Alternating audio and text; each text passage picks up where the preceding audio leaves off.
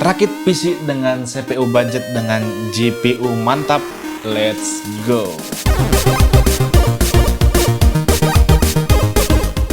Pada kesempatan kali ini kita akan merakit PC budget entry level yang performanya cukup bagus dan estetiknya jelas dapat. Dan nggak usah pakai basa-basi, langsung aja kita bahas. Oke, langsung aja kita ke part-part yang kita gunakan. Yang pertama jelas kita memilih prosesornya dulu. Di sini kita ambil dari kubu biru ya, best value yaitu Intel 12400F. Udah punya spesifikasi yang sangat mumpuni, dimana udah bisa banget ngimbangin bahkan sampai GPU high end. Punya 6 core 12 thread yang boost clocknya itu sampai 4,4 GHz. Yang jelas enak banget lah untuk ngapain aja ya. Apalagi mengingat TDP-nya ini cukup rendah untuk prosesor ini, yaitu hanya 65 watt, yang bisa diartikan bahwa prosesor ini hemat daya. Walaupun ya ini nggak bisa di overclock ya prosesornya, namanya bukan non seri K ya, tetapi jangan khawatir, kalian bisa lepas power limitnya. Yang jelas pasti akan menjadi sobat PLN. Dan wajib pakai GPU karena ini adalah seri F. Lanjut ke motherboardnya, kita pakai motherboard Maxsun B760M Cross ya, dengan form factor MATX yang emang unik ya. Motherboard Wibu yang sebenarnya udah gue pakai di video sebelumnya. Ya karena berhubung motherboardnya cuma ada ini, ya udahlah kita pakai aja. Lagian emang menarik juga ini motherboard. Motherboard ini support Intel 12 sampai dengan 14, yang berarti semua prosesor LGA 1700 ini disupport sama dia. Dan maksimal kapasitas RAM yang bisa kalian pasangkan di motherboard ini adalah 192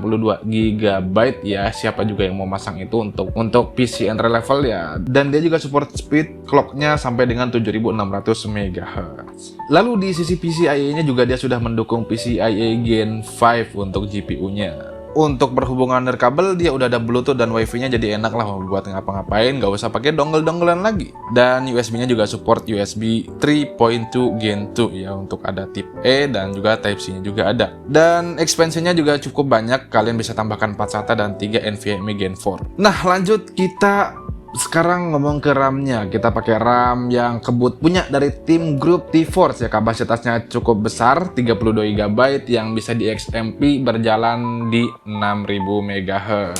Dari bentuk fisiknya ini gue suka ya, ini RAM punya heatsink RGB yang bisa ngikut motherboardnya. Jadi kalau motherboardnya ada Aura Sync atau sejenisnya, ini bisa enak ngaturnya lebih gampang ya. Nah next, GPU-nya kita pakai GPU yang agak sedikit terlupakan ya, karena emang kalah pamor sama adiknya yaitu RX 6600 dan RX 6600 XT. Ya karena angkanya ini agak sedikit susah untuk dihafal ya, 6650 XT ya. Tapi emang GPU ini masih bisa dipertimbangkan. Punya 2048 shader unit dan VRAM-nya cukup ya, ada 8 GB GDDR6, udah bisa mengakomodir gaming lah ya. Di 1080p bahkan 2K atau bahkan 4K ya, dengan preset yang menyesuaikan jelas. Nah, ini GPU juga punya switch ya, dimana kalian bisa langsung ganti BIOS, dimana satu BIOS untuk penggunaan standar atau silent dan yang lainnya untuk overclock ya, OC, yang berarti kita nggak usah capek-capek overclock lagi, udah switch BIOS langsung berjalan overclock. Nah, untuk interface-nya menggunakan PCIe Gen 4 X8 yang mampu menampilkan sampai dengan 8 display. Dia juga meminta asupan daya dari 8 tambah 6 pin untuk beroperasi. Berbicara dari dimensinya ya, ini cukup tebal ya. Dari heatsinknya juga cukup tebal. Ukurannya sendiri ini termasuk sedang sebenarnya, karena memakan slot 2,5 slot. Untuk storage-nya kita pakai SSD dari tim, yaitu G50 512 GB dengan interface M.2 NVMe Gen 4 yang punya kecepatan yang cukup kenceng ya, dimana read-nya itu ada di 5000-an dan write-nya ada di 3500-an. Nah untuk coolernya nih, sebenarnya ini coolernya cukup overkill ya kalau buat i5 12400F, tapi ya kita coba aja seberapa adem dia bisa handle CPU kita. Coolernya juga ini punya RGB yang bisa diatur dan bisa mengikuti motherboard ya, cuma karena emang di sini gua masukinnya ke controller dari si casing, jadi nggak ngikut motherboard. Nah kerennya nih, saat gue lihat kompatibilitasnya, dia itu kompatibilitasnya sangat luas ya, bahkan bisa dibilang support semua soket motherboard dari 1700 sampai dengan 115X gitu kan. Dan itu ada AM2+, AM3+, sampai dengan AM5. Nah untuk spesifikasi dari kipasnya, dia punya 3 kipas ARGB PMW yang bisa berputar di maksimal 2000 RPM.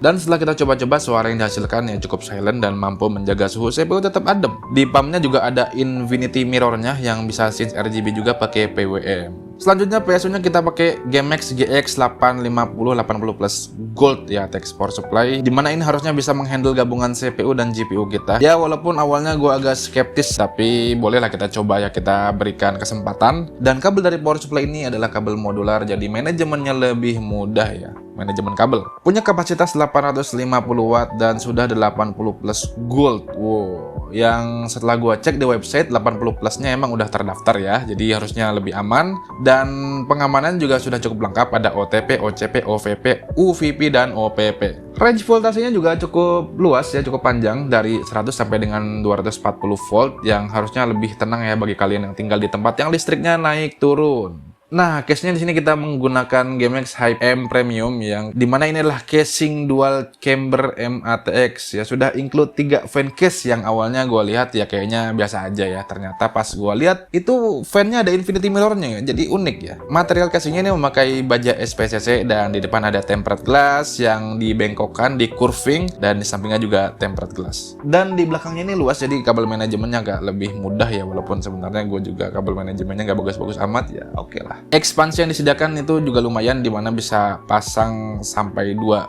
biji HDD 3,5 dan 3 SSD 2,5. AIO-nya juga ada USB 3.0 1 biji, 2.0 1 biji, dan audio combo ya 1 biji. Oh iya, casing ini juga ada controller RGB-nya yang mandiri. Jadi untuk kalian yang punya motherboard yang belum ada PWM-nya atau nggak ada sync-syncan RGB-nya, ini nggak usah risau, nggak usah khawatir, karena casing ini langsung punya controller untuk RGB-nya. Casing ini memiliki dimensi 412 dikali 240 dikali 350 mm dan support panjang GPU sampai dengan 400 mm dan tinggi cooler CPU itu sampai dengan 157 mm. Yah, ini dia speknya, kalian bisa baca langsung di sini. Next, kita langsung tes game.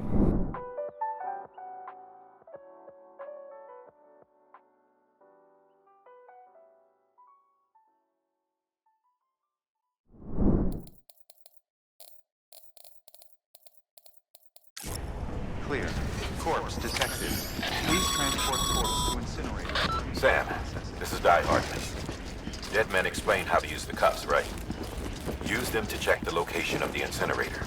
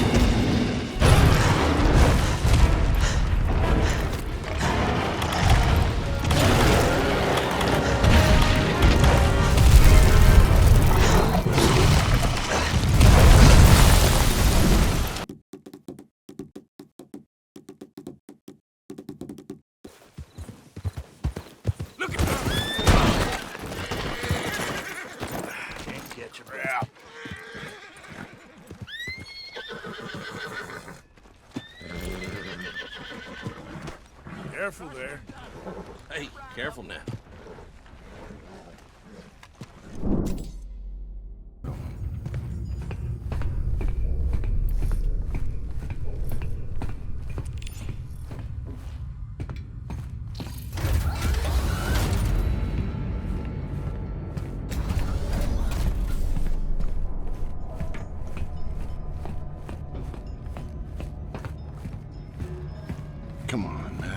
stack these right.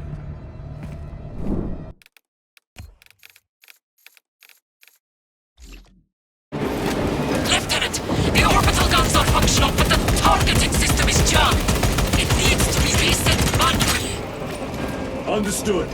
Runners, let us make haste.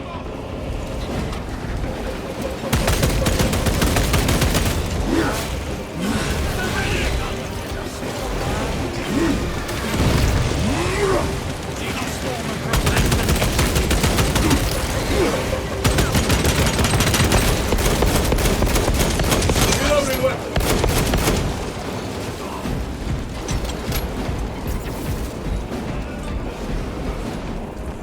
Restocking. My lord, without the targeting system, the orbital guns are useless.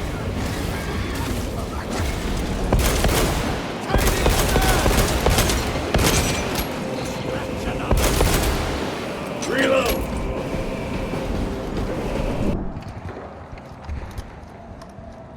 Deja vu for the Kingfish as they suffer a new team wipe. The Steamrollers are going flat out in Arena. They're opening Vault 2.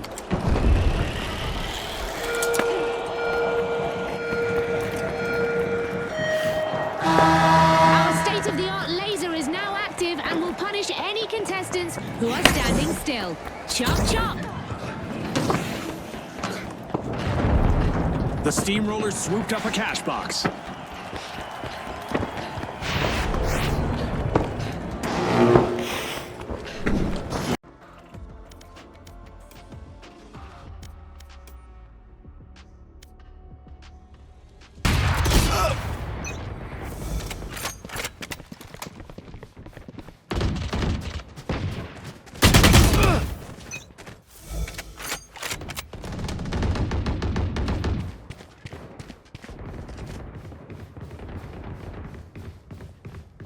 Nah, saat kita tes, temperatur CPU-nya itu sangat terkontrol sekali, ada di bawah 60-an, dan untuk GPU-nya temperaturnya ada di sekitar 70-80-an. Yang sebenarnya ini masih aman lah ya. Untuk konsumsi dayanya sendiri, ya PC ini saat nganggur idle itu ada di sekitaran 70 sampai dengan 100 watt, dan untuk full load menarik sekitar 300 watt ya untuk full load. Harusnya rakitan ini bisa kalian jadikan rujukan, karena emang biasanya perakitan PC entry level tuh nggak jauh-jauh dari rakitan ini ya, pakai i5 12400F atau pakai RX 6650 XT atau mungkin adik-adiknya 6600 atau 6600 XT. Performa yang didapatkan dari rakitan ini cukup memuaskan. Di 1080p bisa kalian dapatkan 60 fps ya rata kanan, dan juga bisa kalian taruh di 2K, yaitu dengan resolusi yang menyesuaikan bahkan 4K, tetapi jelas dengan beberapa toleransi preset. Nah, catatan gue sebenarnya ini ada dua aja dari PC rakitan ini. Yang pertama itu ada di performa ray tracingnya yang ya kalian harus pertimbangkan lah ya. Dan selanjutnya kalau kalian pakai Adobe itu kayaknya kurang enak ya, tetapi ini kalau dibandingkan dengan GPU sebelah. Tetapi ya kembali lagi, secara overall ini PC mumpuni banget ya, bisa ngapain aja ya, kecuali dua hal tadi yang udah gue sebutkan. Dan yang pertama estetiknya dapet, dan yang selanjutnya adalah performanya juga bisa dibilang asik. Ya itu dia rakitan PC kita kali ini, PC entry level yang bisa kalian dapatkan dengan harga terjangkau. Kalau kalian suka videonya boleh kalian share videonya, kalau kalian tidak suka boleh kalian dislike. Terima kasih sudah menonton Konam Tech sampai habis, and always see you next time. Wassalam.